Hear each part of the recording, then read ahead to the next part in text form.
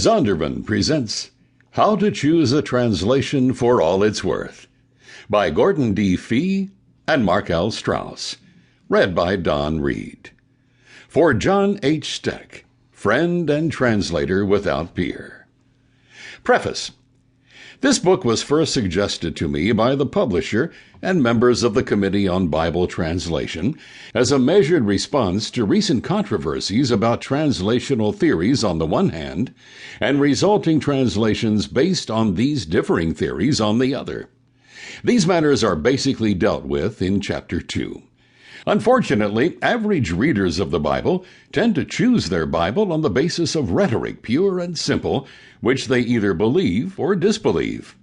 While I was at first reluctant to interrupt another project to take this on, the opportunity to offer such a book as a companion to the first two how-to books became attractive for several reasons.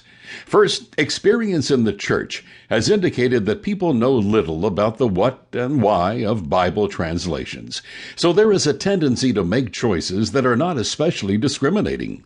People really like one version or another, but are often unable to articulate why. Thus, one of the aims of this book is to help the average layperson make an informed choice about which translation will become their basic Bible of use. Second, occasionally I discover that people using a translation based on functional equivalence, see Chapter 2 for this term, from time to time want to refer to one they consider more literal, that equals formal equivalent, in order to find out what the Bible really says. Similarly, those whose primary Bible is based on formal equivalence consult one based on functional equivalence to find out what the Bible really means. This needs probing. A third reason is that as a longtime teacher of New Testament at both the undergraduate and graduate level, I sometimes had reason to say of a given translation that the translators really got it wrong at a given point. So when I was invited to join the Committee on Bible Translation, it was time for me to put up or shut up. Moreover, I had by then become conscious that any public disapproval of the translation most of my students were using was not only in bad form, but had the danger of disparaging the Bible itself.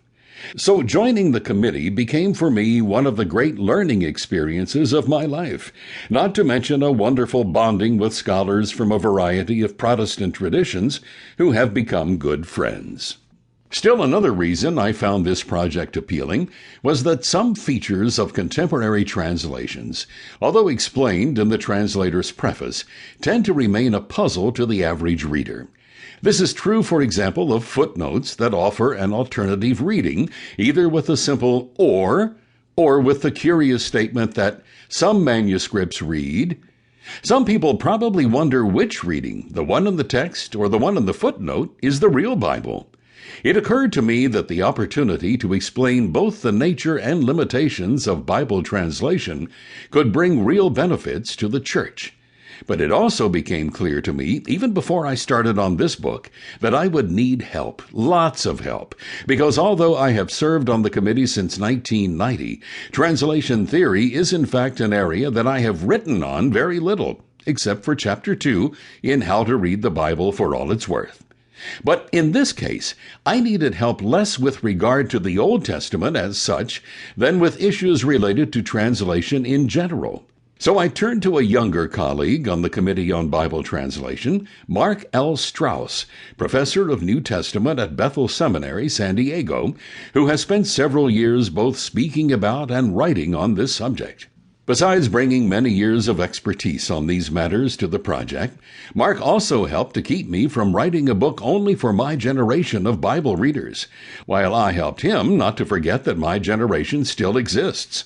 While we hope this collaboration proves useful throughout, for us it became noticeably beneficial in Chapter 4 on the matter of idioms. Here in particular, we became aware of the speed with which English changes. Mark and I also owe a considerable debt to my wife, Maudine, who read through every chapter with great care and with an eye toward the reader without technical expertise.